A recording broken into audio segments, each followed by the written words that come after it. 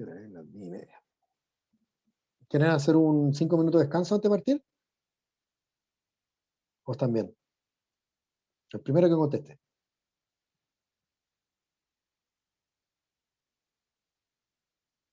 ¿Me escuchan? ¿Están ahí todavía o no? Sigamos entonces. Ah, le damos nomás, ya. Sí. Démosle nomás, ya. Porting Heart. Bueno, aquí, si me entusiasmo mucho y me pongo a hablar de más, me avisan porque este es el tema que yo hice mi tesis en la universidad. Después, cuando fui a estudiar a Estados Unidos, trabajé en Porting Heart, así que es como lo que más fácil me sale y más me gusta. Así que vamos con los Porting Heart. ¿Qué es un Porting Heart? Es una selección de una especie del género Vitis que se ocupa como soporte de una variedad de Vitis vinífera que queremos cultivar en un suelo que presenta características desfavorables para el crecimiento de la vid. Y ahí está la pregunta de la prueba clarita, ¿cierto? ¿Qué es un portingerto? Básicamente son las raíces que se ponen en una planta cultivada. O sea, dicho más simple, yo quiero producir chardonnay, ¿cierto? Y lo injerto sobre un patrón que tiene alguna característica que me permite cultivarlo en un suelo que el chardonnay en sus propias raíces no crecería bien. ¿Ok? Eso es básicamente un portingerto. ¿Ya? Esto es para que se asusten, ¿cierto? No, esto es para que vean la complejidad de la cantidad de portingertos que hay. ¿Ya? Acá los cuadros que están con letras en negrita son distintas especies del género Vitis que se ocupan para producir, que se han ocupado para producir patrones. ¿Ya? Entonces, por ejemplo, a ver, ¿cómo es? Berlandieri por rupestri, ¿cierto? Están este grupo, ¿cierto? Berlandieri por rivaria está este otro grupo. ¿Se fijan? ¿Ya? Entonces, vamos a ir conversando de estos distintos portingertos y sus características. Bueno, estos son, por suerte ya es menos, pero hace, ¿cuánto? 10, 15 años, cuando volví de Estados Unidos, hace 14 años, 15 años, era una pregunta o eran comentarios muy comunes, ¿ya? Voy a California a ver portingertos para Pinot. O la pregunta era, oye, ¿cómo anda una Thompson sobre Frido? ¿Ya? Y aquí vamos a ir viendo de por qué esas preguntas están malas, ¿ya? Y por qué ustedes no tienen que hacerlas. Y aquí les dejo una relación que se me ocurrió a mí, que es que franca, una planta franca es la que no está injertada, ¿ya? Una planta franca es la que crece en sus propias raíces. Entonces, para mí, franca, no tengo el puntero. Franca es a bicicleta como injertada a moto. ¿Por qué? Una planta franca, ¿cierto? O sea, una planta injertada tiene muchos beneficios, pero, como decía, ¿cómo se llama? El tío el hombre araña, ¿cierto? Con grandes poderes vienen grandes responsabilidades. Bueno, una planta injertada, si bien tiene muchos beneficios, también tiene muchas responsabilidades, especialmente en los primeros años. ¿Por qué? ¿Y por qué esta relación así, franca de bicicleta como injertada de moto? Ustedes hay un viejo en el campo, ¿cierto? Que siempre se ha venido en bicicleta a trabajar, ¿cierto? Siempre se en bicicleta, se demoraba 20 minutos de la casa al campo en bicicleta. Bueno, el viejo empezó a juntar plata, ¿cierto? Y se compró una moto. Se demora 3 minutos en llegar al campo ahora, hecha pinta, ¿cierto? Pero la moto necesita benzina, ¿cierto? La moto hay que pagarle el permiso de circulación, tiene que comprarse un casco, y si se cae en la moto es bastante más peligroso que caerse en bicicleta, ¿cierto? Acá es lo mismo, ¿ya? ¿Y por qué? Vamos a ir viendo. Primero, dijimos que esa pregunta de cómo anda la Thompson en Harmony, o voy a ver qué portingertos se usan para Pinot Noir, ¿por qué está mal? ¿Se acuerdan del triángulo de las enfermedades? ¿Cierto? Que está el hospedero, el agente causal y el ambiente. Bueno, aquí podríamos hablar del triángulo portingerto, ¿ya? En que está la variedad, está el lugar y está el objetivo, ¿ya? Entonces yo, para decidir qué portingerto voy a ocupar, tengo que tomar en cuenta estos 3 factores. Con suerte, o sea, la mayoría de la gente habla de un factor, la variedad.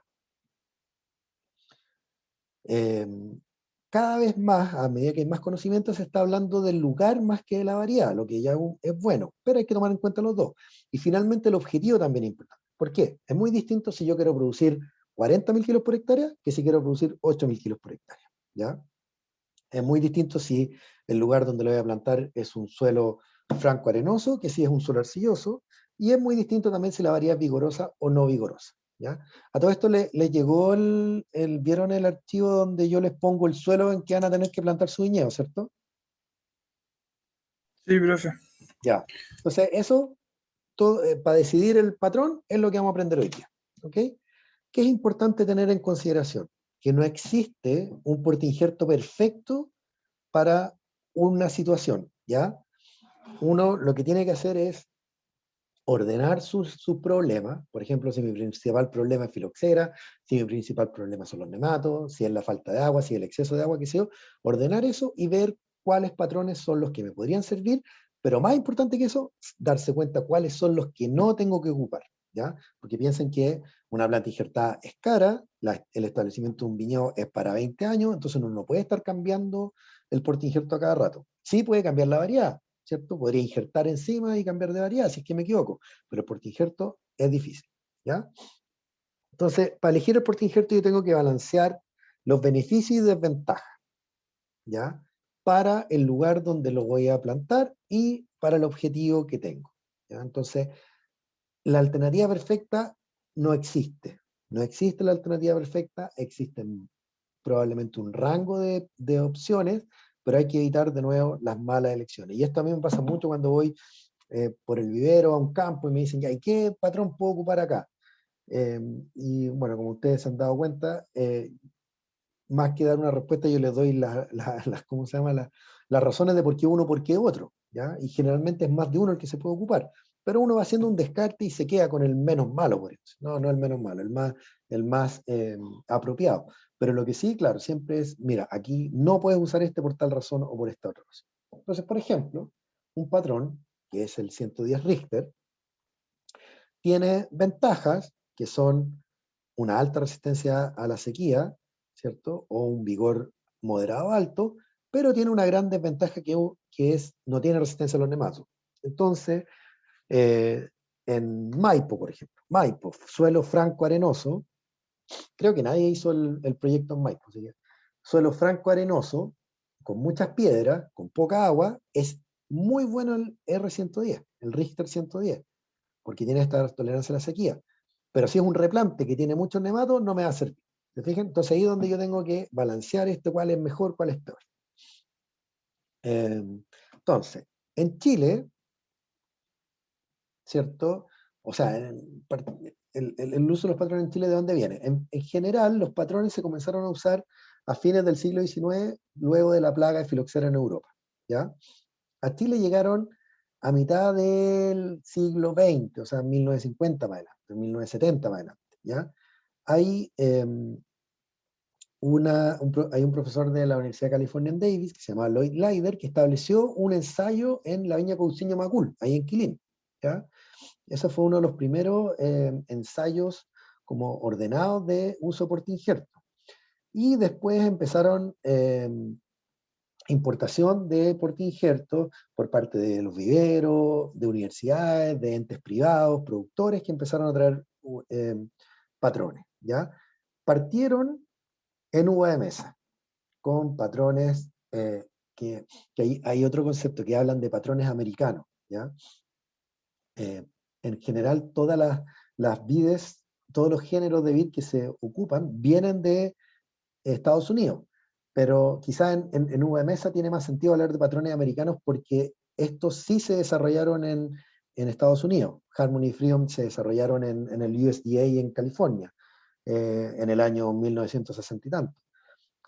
Pero, por ejemplo, en uva de vino, la gran mayoría, o todos los, no, digamos que la gran mayoría de los patrones que se utilizan fueron desarrollados en Europa, ¿ya? Pero igual hablan de patrones americanos. Bueno, entonces, en uva de mesa fueron los primeros usos, Harmony, Freedom, Ramsay, principalmente para replantes, suelos con altos nematos, buscando mayor vigor. En uva de vino se partió por patrones al revés, menos vigorizante, 101.14, 33.09, y después se ha derivado a patrones con más vigor y con resistencia a distintas cosas, ¿ya? En uva de mesa actualmente están ya en el segundo replante por el tema de los cambios de variedades, y también buscando, o sea, ¿por qué se usan patrones? Porque están en este segundo replante ya, o sea, van una generación generalmente más adelante que las vías de vino, y por este clima cambiante. Entonces están buscando patrones que sean más resistentes a la falta de agua, o que sean resistentes a la salinidad, o que adelante nos atrasen un poco la madurez, etc. En la uva de vino, en general, estamos en el primer uso de patrones en un viñedo. En algunos casos ya está en un replante, en un segundo replante, o en un primer replante, o sea, replantar el viñedo que haya tenido franco, o en algunos casos haya tenido patrones, pero son los menos, y también está dado por el clima cambiante y porque se están buscando nuevas zonas, ¿ya? En el caso del replante, el uso de los patrones principalmente por la resistencia a los nematos, ¿ya? Entonces, en el mundo, el uso de los patrones partió con la importación de la filoxera a Francia desde Estados Unidos, ¿cierto? Llegó la filoxera, que es un insecto que ataca las raíces, mató todos los viñedos. Los científicos, ¿cierto?, europeos dijeron, este es un insecto que llegó de Norteamérica. En Norteamérica hay 10 que crecen sin problema, vamos a buscarlas para usarlas para poder seguir cultivando la vid en Europa. Entonces, lo primero que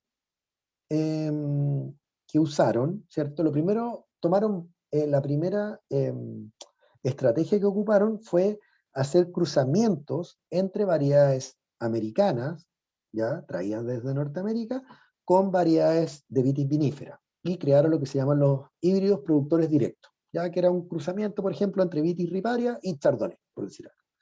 ¿Ya? Esa fruta era de mala calidad, entonces no resultó, ¿ya? Entonces la siguiente estrategia fue utilizar estas variedades como patrones, ¿ya? Y ahí se injertaron o directamente o se hicieron híbridos de estas especies de género Vitis traídas desde Estados Unidos. Entonces, las dos primeras que se ocuparon fueron Vitis ripari y Vitis rupestri. ¿Y por qué eligieron estas? Porque son fáciles de propagar, fáciles de enraizar, fáciles de injertar. Entonces, los primeros patrones que se desarrollaron, entre los que está el 101.14, por ejemplo, el 33.09, eran bueno, y está también Vitis riparia, riparia gloire, como portainjerto, y está Rupestris Saint George como portainjerto, fueron los primeros que se ocuparon. El problema de esto es que se habían desarrollado en suelos más bien ácidos, ¿ya? No de pH alto, sino de pH neutro a ácido. Entonces no estaban adaptados a los suelos calcáreos. Y todas las plantaciones en Francia, o la gran mayoría que están en estos suelos calcáreos, presentaron problemas de clorosis férrica, ¿cierto? Porque las plantas no eran capaces de tomar el fierro, las plantas se ponían amarillas y no producían bien. Entonces, ¿qué hicieron? Bueno, en Estados Unidos tiene que haber algún lugar donde hayan suelos calcáreos, deben haber vides creciendo ahí, vamos a buscarla, y encontraron la Vitis berlandieri. La Vitis berlandieri es muy difícil de enraizar, es muy difícil de propagar, muy difícil de injertar, entonces no la pudieron ocupar directo, ¿ya? Y tuvieron que hacer híbridos con estas que tenían estas características hortícolas mejores, que se podían propagar, etcétera, etcétera, injertar, y comenzaron a hacer híbridos entre Vitis berlandieri y Vitis riparia, e híbridos entre Vitis rupestri y Vitis berlandieri, ¿ya? Entonces, el primer objetivo fue la resistencia a la filoxera, que es este insecto que aún no está descrito en Chile.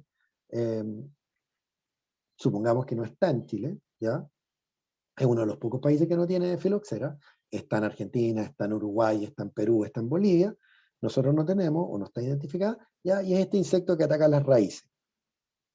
Eh, Aquí se puede ver una filoxera adulta, una ninfa y los huevos, ¿ya? En las raíces, la filoxera produce tuberosidades y nodosidades. Las nodosidades son estas que se producen en la punta de la raíz que se hincha. Y las tuberosidades son las que se producen en las raíces viejas y que como que se parten, ¿ya? Las tuberosidades son las complicadas. Las nodosidades son menos complicadas.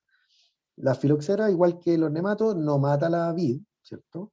sino que son los hongos y las bacterias que entran por las heridas que quedan, las que van matando la vid, y bueno, y el menor crecimiento de raíces, menor toma de agua, menor toma de nutrientes, ¿ya? La vitis vinífera es susceptible a la filoxera, y esto es importante de tener en consideración, porque hay algunos portainjertos que dentro de su parentela tienen vitis vinífera, y eso los hace susceptibles a la filoxera, ¿ya? Entonces, la vitis vinífera es susceptible, tiene un gen de susceptibilidad, que si yo tengo un portainjerto que tenga vitis vinífera, también va a tener este gen de susceptibilidad, y va eventualmente a tener problemas con la filoxera, ¿ya? Entonces, el área de origen fue en Estados Unidos, pero no en California, ojo, no es de California, es de principalmente los estados del noreste y del centro de Estados Unidos, y de ahí se llevó a Europa, está en Japón también, está en Sudáfrica, en Sudáfrica, perdón, está en Nueva Zelanda, está en Australia, está en Argentina, está en Uruguay, está en Perú. ¿Ya? Si lo único que falta aquí somos nosotros. Este es un poco cómo fue el movimiento, ¿cierto? Se fue a Europa, de Europa fue a California, no de Estados Unidos a California, eso es interesante, o no de la costa este, ¿cierto? Sino que de Europa. Y de acá se llevó a distintas partes, ¿cierto? A Sudáfrica, Australia, etc. Bueno, ahí está en más fotos de la filoxera. Estos son todos hembras, son partenogénicas, y tienen un ciclo que no nos vamos a meter en estudiar el ciclo, pero tiene una parte aérea y una parte bajo tierra. Ya lo que hace más daño es la parte bajo tierra, la parte aérea no tanto, no es importante. Estas son las agallas que se ven en las hojas cuando el insecto vuela y se reproduce en las hojas. Estas agallas se ven, si en algún momento van a Perú, ¿cierto? Y van a un viñedo, por una parte, cámbiense los zapatos, no traigan tierra con filoxera para acá, pero pueden ver en las hojas, se pueden ver estas agallas, ¿ya? Es bien común. Entonces, en general, todas las especies de vitis, que no son vitis viníferas, ¿cierto? Todas las que vienen de Norteamérica son resistentes o al menos tolerantes, ¿ya? En los portainjertos se pueden ver las nodosidades, que son este daño en la punta, pero no las tuberosidades. Muscadinia rotundifolia, que antes estaba descrita como vitis rotundifolia, es inmune a la filoxera. Y eso es importante porque hay dos portainjertos que son en base a Muscadinia rotundifolia que tienen mucha resistencia no solo a filoxera, sino a los nematos. Y ahí lo vamos a ver más adelante. Harmony, Freedom, O3916, O4343, AXR1, 1613, todos estos tienen en su parentela vitis vinífera. Entonces, por ende, tienen susceptibilidad a la filoxera, ¿ya? Entonces no deberían ocuparse en ese sentido. Alta resistencia a la filoxera, todos básicamente, ¿cierto? Todos los que están acá. Entonces, si nuestro problema fuera la filoxera, podemos ocupar cualquiera de estos. Poca resistencia a la filoxera, todos los que tienen en su parentela vitis vinífera, porque tienen un gen de susceptibilidad. Ahí tienen otra pregunta para la prueba. Entonces, después de este primer uso para la resistencia a la filoxera, en el tiempo se fueron dando cuenta que los portainjertos también tenían otros beneficios o podían servir para otras cosas, ¿cierto? Resistencia a los nematos, mayor adaptación a suelos calcáreos, a suelos más pesados, a suelos con problemas de drenaje, a suelos con sal, a la falta de agua, etc. ¿Ya? Vamos a ir por la resistencia a los nematos. Lo primero y más importante es que se habla mucho de portainjertos resistentes a nematos, y en general la resistencia que tienen la mayoría de los portainjertos, o tolerancia más que resistencia, es al meloidogine, que es un tipo de nemato, ¿ya? Pero hay otros tipos de nematodos que pueden afectar a la vid, ¿ya? Entonces eso es importante tenerlo en consideración. Los nematos, bueno, ya lo vimos, son estos gusanos microscópicos que pueden vivir dentro de la raíz, como el meloidogine, perdón, como el meloidogine incognita, que es este que está aquí, o pueden vivir fuera de la raíz, como es el sifinema o el nemato de los anillos, ¿ya? Y en general, el daño que producen es al crecimiento de la raíz, es lo que disminuye la toma de agua, la toma de nutrientes, ¿ya? Y también se pueden transformar en un sumidero de fotosintato y afectar de esa forma también la planta. Aquí hay una foto, estos eran los ensayos que hacíamos cuando yo estaba allá en la universidad. Este es un amigo que le tocó trabajar en Cifinema, y aquí podemos ver una vid susceptible al Cifinema y una vid resistente al Cifinema. Estas son estacas que hacíamos crecer en un pote, ¿cierto? Y que se inoculaban con 300 Cifinema por pote, y después de 6 semanas pueden ver cuál es el efecto del daño, ¿ya? Y acá está el daño en la raíz, ¿cierto? Que es similar a las nodosidades. ¿Se acuerdan que les mostraba yo de la filoxera? Que es esto, que el nemato se alimenta en la punta de la raíz, se produce este crecimiento, la raíz se muere, empieza a crecer más atrás, ¿ya? Entonces, esta es una planta susceptible al cifinema, esta es una planta resistente al cifinema. En este caso es Vitis arizónica, que es un género que no se ocupó en la primera vuelta de desarrollo de portainjertos, pero sí se está ocupando ahora, ¿ya? En el caso de la resistencia actual, de los portainjertos más usados, de lo que se habla es resistencia a meloidogine, ¿cierto? Y el meloidogine es el que produce estos nódulos en las raíces, estos nódulos que se ven acá, ¿ya? Y en general, esa resistencia, principalmente en los patrones que se usan en uva de mesa, vienen del género, de la especie Vitis champiniae. Este Vitis champiniae, que es el padre Harmony, Freedom, de Ramsay, de Dougherty, tiene esta resistencia a meloidogine, pero en general es muy vigoroso, ¿ya? Entonces por eso no se ocupa en uva de vino.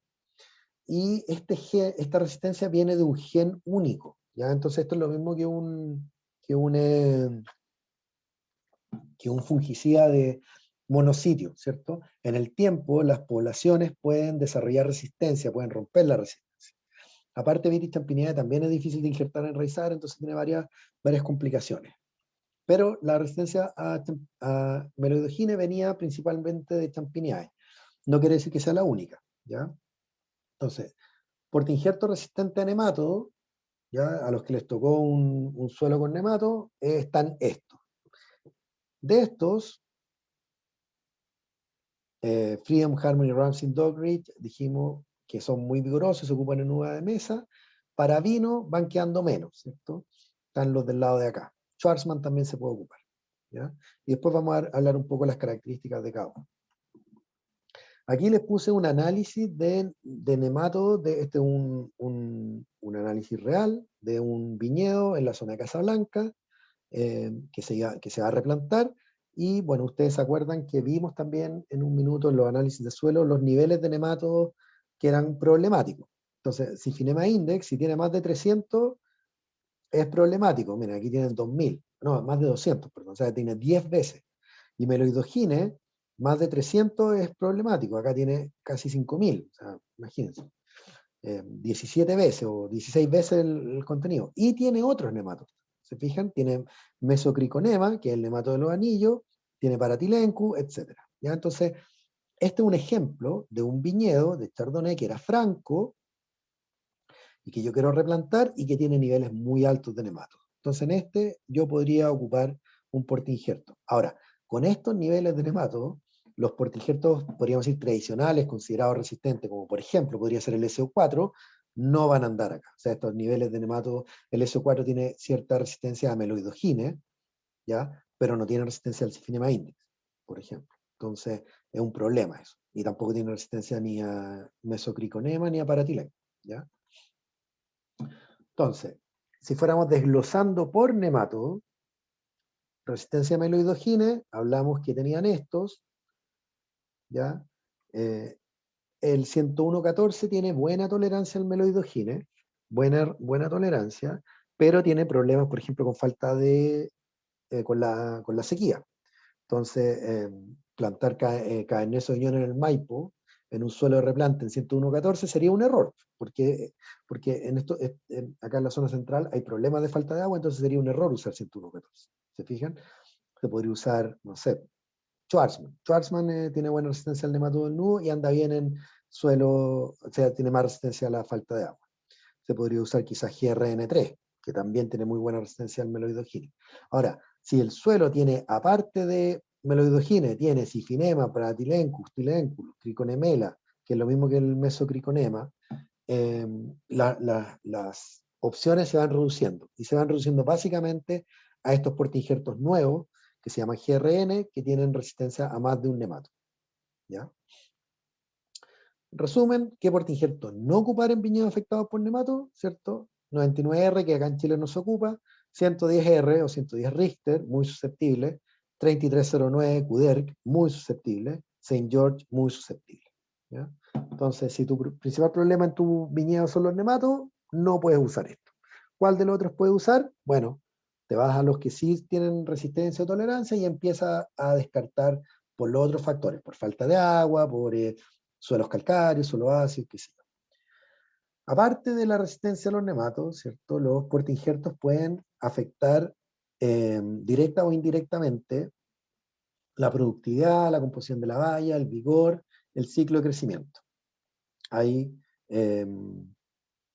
la composición de la valla, ¿se acuerdan que conversamos que la toma de nutrientes era distinta en los distintos portainjertos?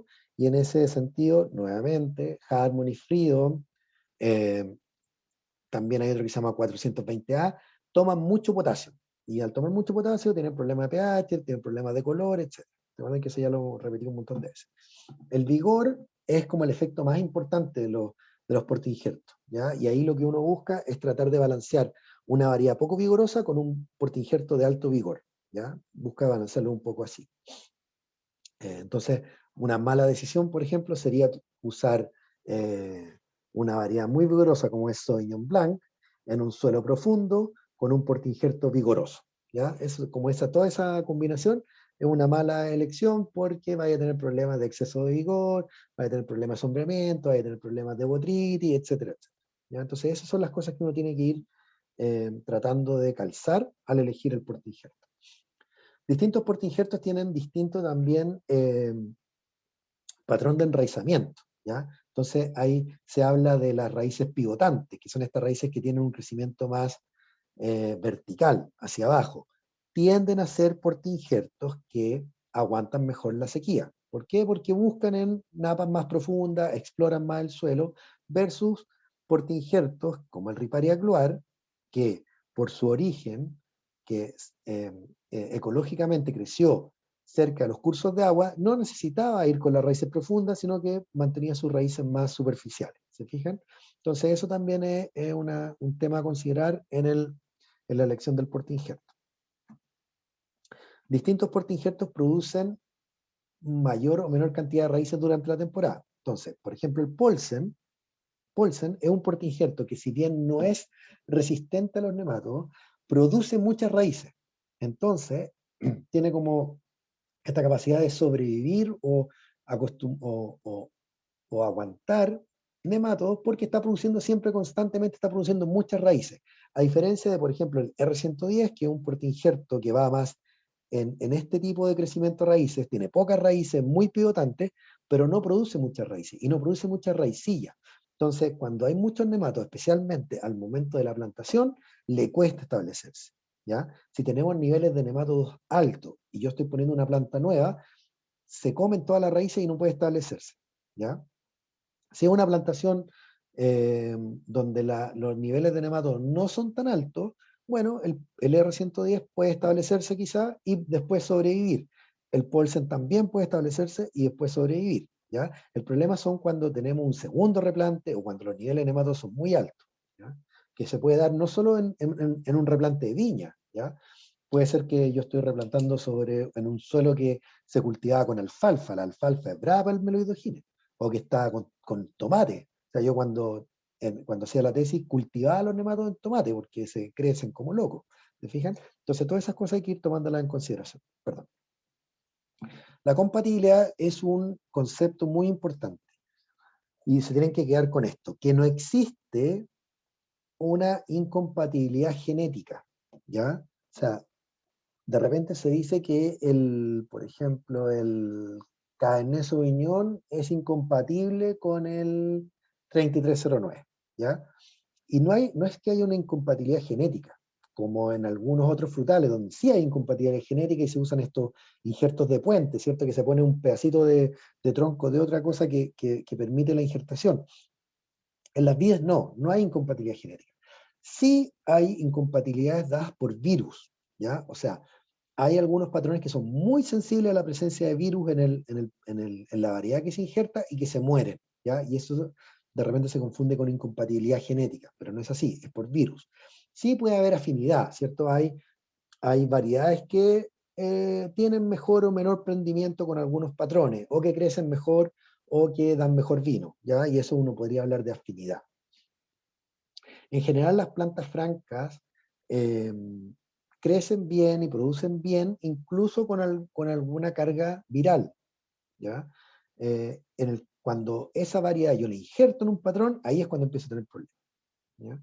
Entonces, por ejemplo, aquí tenemos un ensayo de lo que llaman los virus latentes. O sea, es un virus, por ejemplo, que está en la variedad, que cuando yo la cultivo franco no me da problemas, pero que cuando yo la injerto en Freedom, que es uno de los puertoinjertos susceptibles, está Freedom 3309, el 5BB, y esos son los más susceptibles, el R110 también, son los más susceptibles a estos virus latentes. Pasa esto, en la hilera de atrás es en este caso, si no me equivoco, era Cabernet Franc lo que se injertó. Un Cabernet Franc sano, sin virus, injertado sobre Freedom. En la hilera de adelante, eso es el crecimiento al año 2. La hilera de adelante, el mismo Cabernet Franc, pero con carga viral, ¿ya? En este caso son ensayos que se hicieron allá en la Universidad de California, en un centro que tienen ellos que se preocupa de tener material sano, que se llama el FPS, Foundation Plant Service, que es el que mantiene las yemas de las variedades y los patrones limpios de virus, que se encarga de limpiarlo, etc. Bueno, injertaron un Cabernet Franc que tenía, por ejemplo, leaf roll, y este es el efecto al segundo año. O sea, miren el crecimiento de estas plantas que están infectadas con virus versus la planta sin virus. En el caso de un Cabernet Franc franco, sería el mismo efecto. O sea, acá atrás sería franco sin injertar y acá adelante injertado, ¿ya? O sea, esta incompatibilidad que se ve aquí está dada por el virus, no por la variedad, ¿ya? Entonces eso es muy importante y es una de las razones de por qué es importante utilizar materiales libres de virus en la propagación, ¿ok? Acá tienen un virus que se llama el Leaf-Roll 2, que también se le llama el Red Glove Virus, ¿ya? Que produce estos síntomas de incompatibilidad al injertarse en distintos portainjertos. Si se fijan acá en 101.14, ¿cómo se llama? La unión no está tan terrible como, acá miren el 3309, la reacción de crecimiento es que no se produce la unión, ¿ya? Y se producen estas necrosis. ¿Y por qué es esto? Es una respuesta del patrón a este agente, a este virus. Yo no quiero que entre el virus, produzco una línea necrótica, produzco que se muera la madera para que no entre el virus, ¿ya? Esa es la respuesta de la planta. Y por eso son tan sensibles. Y por eso en los procesos de certificación de plantas, cuando yo quiero entrar en un proceso de certificación de plantas, hay una etapa que se llama el indexaje leñoso, que es injertar la yema candidata. Por ejemplo, yo quiero certificar un Cabernet Franc, ¿ya? Lo injerto en patrones que son muy susceptibles a los virus y que producen síntomas rápidamente y síntomas conocidos, ¿ya? Eso es lo que se llama el indexaje leñoso, ¿ya?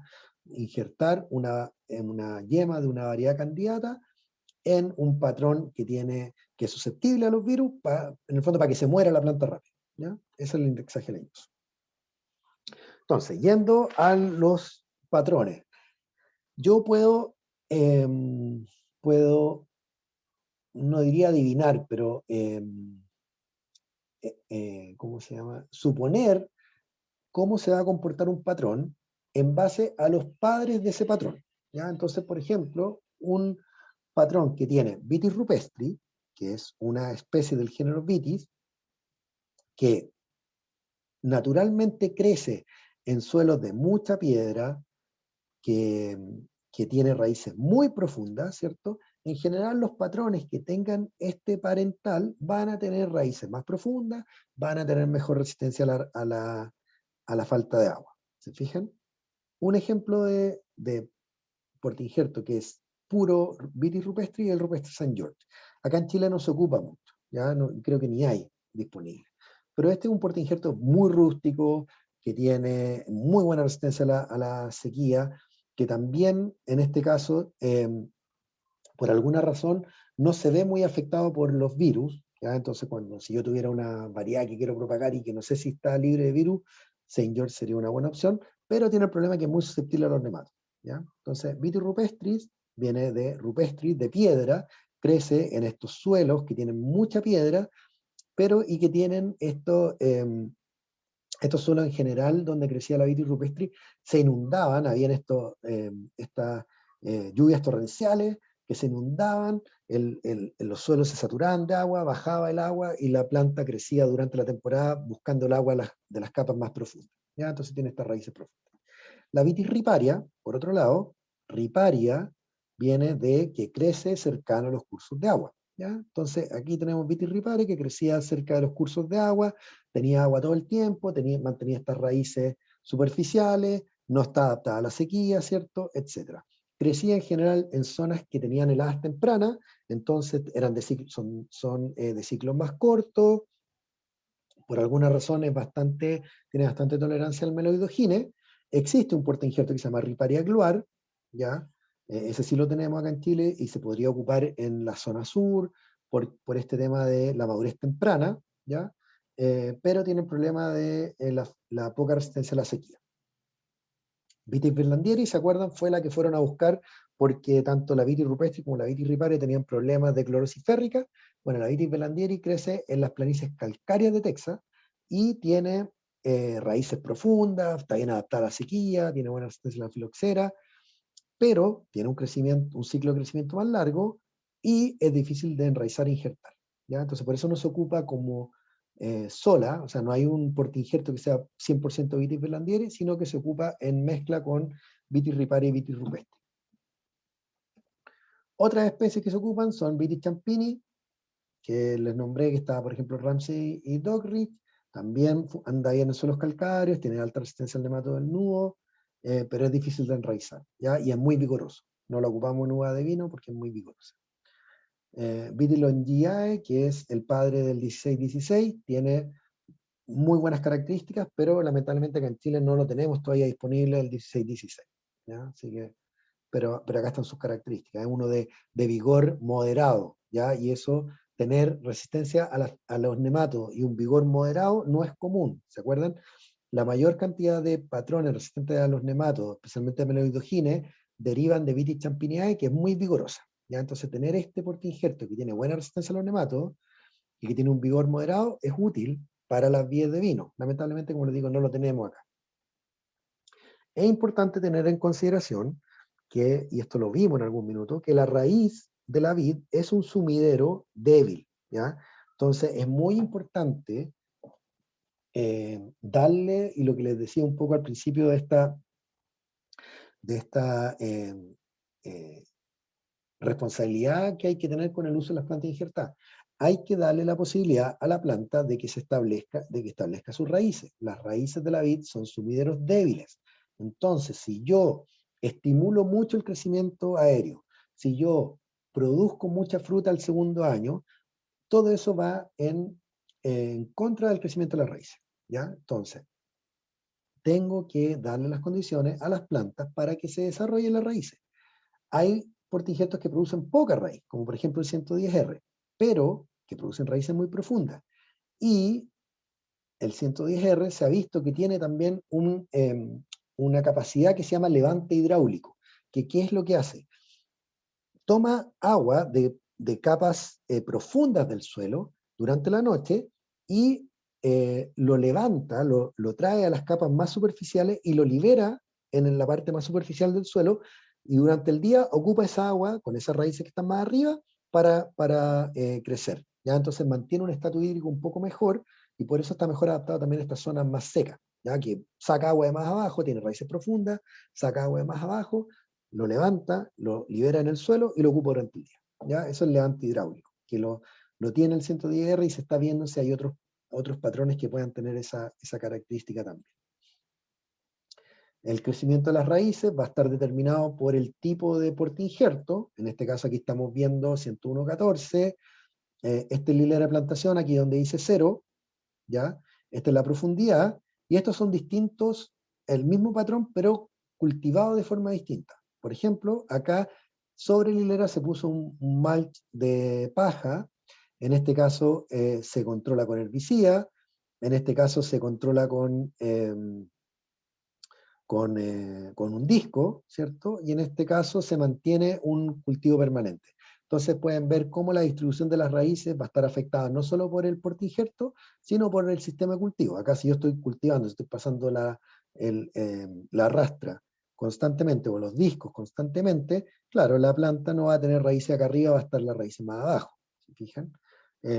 Pero siempre hay crecimiento de raíces más gruesas, más finas, en todo el perfil, ¿ya? Entonces nosotros tenemos que buscar eh, darle las condiciones a la planta para que pueda tener un sistema radicular bien desarrollado, ¿ya? Y eso se logra con una buena preparación de suelo, dándole buenas condiciones al principio, los 2 primeros años, no sobrecargando las plantas los 2, 3, 4 primeros años, que no hayan nematos, ¿cierto? Todo eso sí, ¿ya? Distinto, este gráfico muestra la producción en kilos por planta versus el potencial hídrico, ¿ya? En distintos portainjertos. ¿Y qué es lo que nos muestra esto? Que en general los portainjertos, a medida que están más estresados, van a producir menos, ¿cierto? Y que las diferencias, en este caso, en este ensayo, las diferencias entre portainjertos no son tan grandes, ¿ya? Entonces, no hay una separación tan clara en este caso. Este ensayo está hecho en un suelo franco-arcilloso profundo, ¿ya? Y eso puede ser un efecto, que tenga un efecto como de ruido de los resultados. Quizás si hago yo este mismo ensayo en un suelo arenoso, que tiene poca retención de agua, los patrones se van a separar mejor, ¿ya? ¿Por qué? Porque el 5C es considerado un patrón que es poco resistente a la falta de agua, y el 110R, ¿cierto? Estuvimos conversando que es más resistente a la falta de agua. Pero acá, si se fijan, no hay una separación tan clara. Pero repito, esto está hecho en un suelo profundo, arcilloso. Quizás si hacíamos esto mismo en un suelo arenoso, se separaba mejor. Lo que sí podemos ver una separación respecto a los pesos de poda. Peso de poda es un indicador del vigor, ¿cierto? Entonces aquí podemos ver, por ejemplo, que el Paulsen tiende a estar más arriba en todas las condiciones de contenido de humedad, y que el 5C tiende a estar más abajo, ¿ya? O sea, el 5C es menos vigoroso, Paulsen más vigoroso, ¿se fijan? Entonces hay un efecto de lo que hablábamos indirecto, en este caso es más directo, sobre el vigor dado por los portainjertos, ¿ya? Entonces, en este suelo, el uso, por ejemplo, de 5C con una variedad poco vigorosa como podría ser Chardonnay, quizás no es recomendado, y el uso de un portainjerto como el Paulsen, que es muy vigoroso, que produce mucho vigor, en una variedad como el Sauvignon Blanc, no es recomendado. Pero el 5C con el Sauvignon Blanc quizás es una buena opción, ¿se fijan? Ahí es donde tenemos que ir tomando las decisiones. Acá hay una tabla que muestra la resistencia de los distintos portainjertos a la sequía, ¿ya? Entonces acá tenemos Riparia gloire, ¿se acuerdan? Que era una especie que evolucionó cercano a los cursos de agua, tiene poca resistencia a la sequía. ¿Se fijan? Una R110 que es rupestris por Berlandieri, ¿cierto? Rupestri y Berlandieri son especies que crecieron en climas más secos, tiene alta resistencia. Se fijan acá, todo está expresado eh, proporcionalmente a R110, que es considerado como el más resistente. ¿Se fijan? Entonces, cuando les toque a ustedes hacer o tomar una decisión de qué portainjerto ocupar, y mi problema en la sequía, bueno, no voy a ocupar, ¿cierto? 5EB, no voy a ocupar 101.14, no voy a ocupar Riparia gloire, que son menos resistentes, y me voy a ir al R110, al 140 Ruggeri, al Paulsen. 140 Ruggeri, demasiado vigoroso, ¿ya? Entonces quizás se puede ocupar, ¿dónde sería una buena opción? En una ladera de cerro, con poca agua, con un suelo débil, etcétera, 140 Ruggeri. En un suelo arcilloso profundo con harta humedad, 140 Ruggeri, un fracaso, va a crecer demasiado, ¿ya? Aquí hay una tabla, o sea, unos cuadros donde yo les presento en términos generales, ¿cierto? como de nuevo, no hay nada que sea aquí escrito en piedra ni blanco y negro. En el tema de los portainjertos depende mucho dónde se hacen los ensayos, con qué variedad y en qué condiciones para los resultados que se tienen, ¿ya? Entonces, un mismo portainjerto, por ejemplo, en Oregon, en ciertas condiciones, puede ser vigoroso, y ese mismo portainjerto en California puede ser clasificado como muy poco vigoroso. Es el caso, por ejemplo, del 3309, ¿ya? Entonces, estas son como características generales que ustedes podrían tomar para definir cuál portainjerto van a ocupar en su plantación. Vamos a ver algunos. Riparia agloar, alta resistencia a la filoxera, media a los nematos, cero a la sequía, baja al mal drenaje, poca la salinidad, malo para los suelos calcáreos, ¿cierto? Vigor bajo medio, característica importante, madurez temprana. Entonces, ¿dónde usaría yo Riparia agloar? En ozono, ¿cierto? Qué sé yo, en Futrono, donde está plantado Casa Silva, en Chiloé, donde tiene plantado monte, ¿se fijan? En zonas donde hay harta lluvia, donde son suelos fértiles, donde necesita una madurez temprana, etc. ¿Ya? Saint George, que como les decía, no es común acá en Chile, pero donde lo vamos a saltar. SO4, Berlandieri por riparia, ¿cierto? Me dice que es riparia, entonces no debe ser tan resistente a la falta de agua, baja media, pero sí debe estar mejor adaptado a los suelos calcáreos. Adaptación media, ¿se fijan? Vigor medio, porque riparia es poco vigorosa, Berlandieri de alto vigor, este hijo de este cruzamiento me resultó de bajo a medio. Va a ser bajo en suelos de poca fertilidad, va a ser medio en suelos de alta fertilidad, ¿ya? Entonces, no vamos a ir uno por uno, pero acá hay varios portainjertos con sus características donde pueden ver para qué es bueno y para qué es malo, ya para que ustedes puedan tomar su decisión. Por ejemplo, 110R, muy bueno para la tolerancia a la sequía, pero si es un suelo húmedo, si es un suelo que junta humedad en la primavera, ¿cierto? Que parte la temporada húmedo, no va a crecer bien. ¿Se fijan? Entonces, eso fíjense en las condiciones que le di yo para sus trabajos. Tenemos un montón acá de portainjertos, algunos más usados que otros, pero lo pueden revisar después. ¿Ok? Quiero hablarle un poco de los GRN,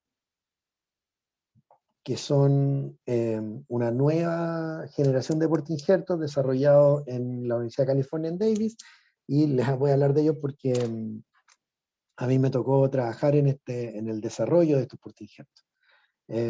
Son 5, aquí me faltó uno. En Chile están disponibles los 3 primeros, ¿ya? La gracia de estos portainjertos es que fueron desarrollados para utilizar distintas fuentes de resistencia a los nematodos en un puro portainjerto para que funcione un poco como estos fungicidas de multisitio, ¿cierto? Entonces, para evitar la probabilidad de que los portainjertos sean capaces de romper esta resistencia y a la vez son resistentes a muchos más nematodos, ¿ya? Entonces, ¿se acuerdan? Yo les mostré una foto de Vitis arizónica, que era resistente a cifinema. Bueno, esa es una de las especies que se ocupa en estas cosas, ¿ya? Entonces, GRN son esta nueva generación de patrones. Acá les estoy mostrando el plantel madre de las primeras plantas que llegaron, que tenemos nosotros en el vivero. Estas las propagamos por estacas verdes, ¿cierto? Que se toma un pedacito del brote, se hace crecer en perlitas, ¿cierto? Con alta humedad, y es una forma rápida de ir propagando la propagación en verde para formar los planteles madre.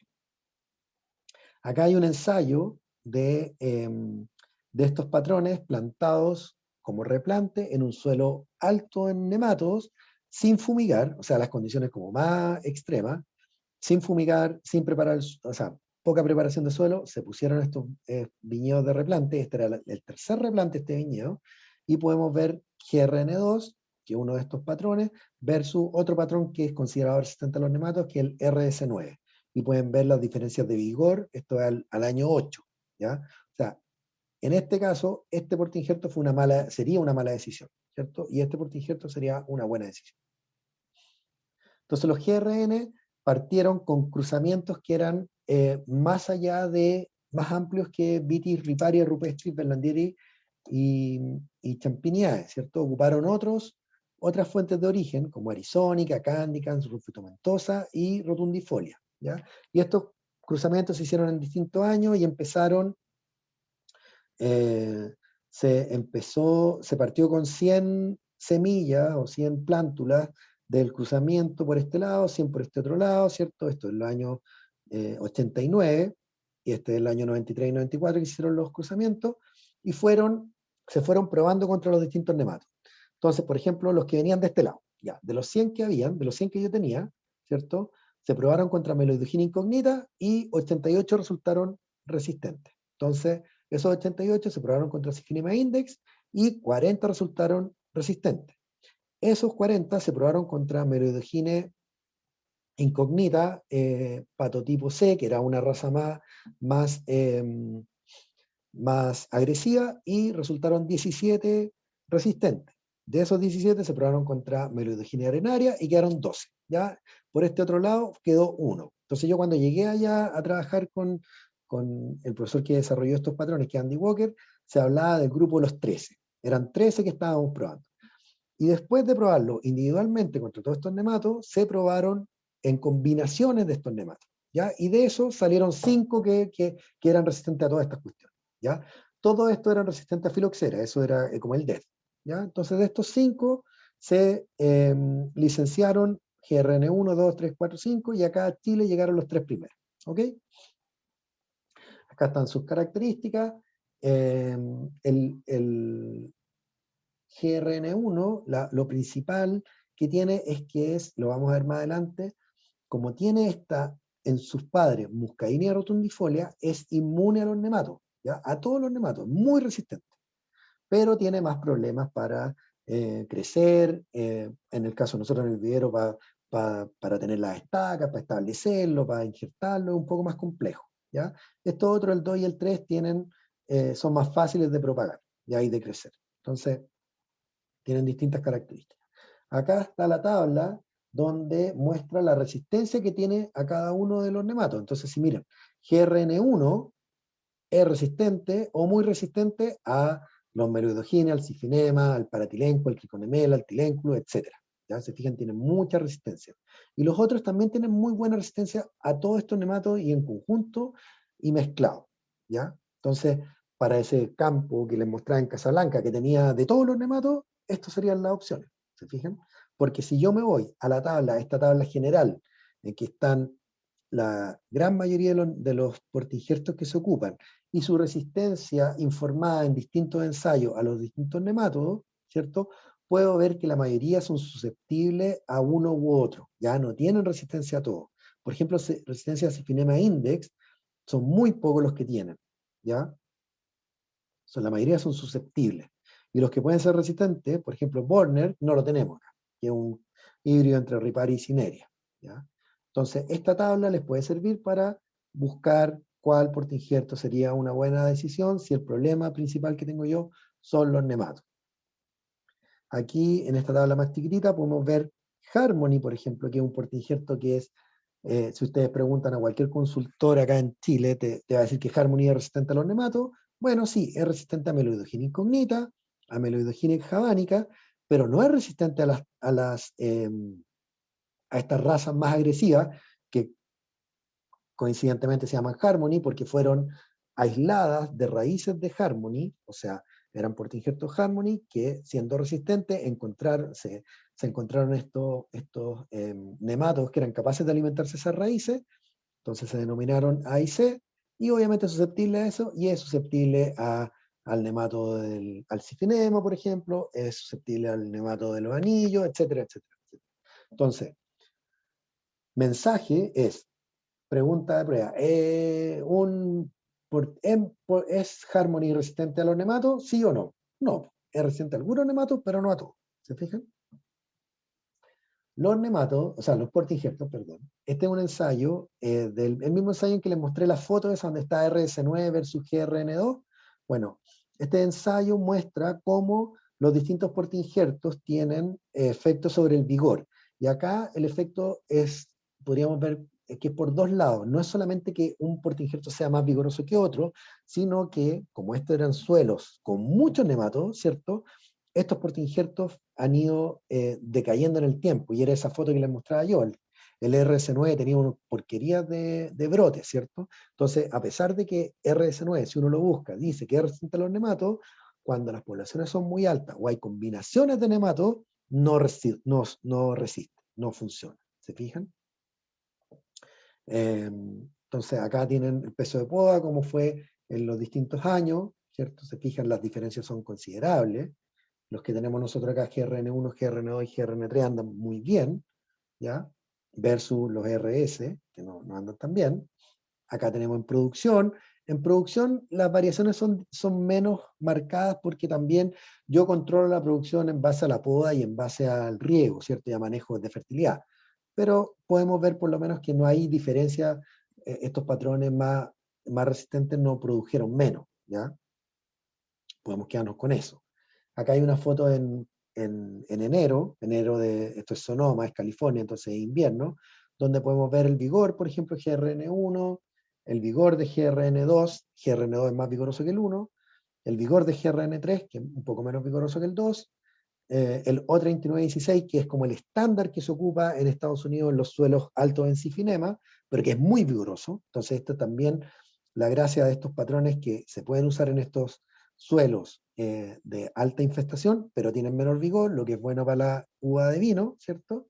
Y podemos ver el crecimiento, por ejemplo, RS3, brotes mucho más delgados, con menos vigor, que es lo que se ve en el gráfico de los pesos de poda, y RS9 con totalmente insuficientes los crecimientos, ¿ya? O sea, estos brotes no nos sirven a nosotros, básicamente. Ahí tenemos una comparación Paulsen, que también andaba bastante bien en este ensayo. Schwarzman es otro portainjerto interesante en suelos con nemato, muy poco usado en Chile. Tiene también otras características que lo hacen interesante, especialmente en el futuro, que es que tiene buena resistencia a la falta de agua, que tiene buena resistencia a la falta de agua y a la salinidad, ¿ya? Y los RS, estos son un híbrido entre Ramsay y Schwarzman, ¿ya? Entonces tiene buena resistencia a los nematos, tiene buena resistencia a la salinidad y tiene un vigor más moderado que el Ramsay, por ejemplo. Entonces una buena opción en uva de vino. Tiene muy poco uso acá en Chile porque hay poco conocimiento al respecto, ¿ya? Y creo que esa es la última, sí. Esa es la última que tengo. ¿Alguna pregunta respecto a los patrones o la elección de patrones? ¿Están ahí todavía?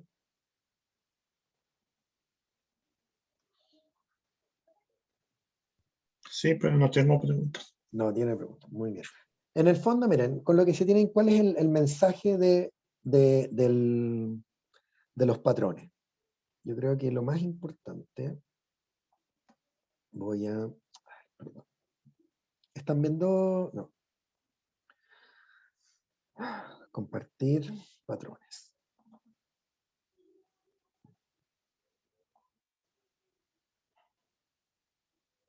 La diapositiva más importante es esta.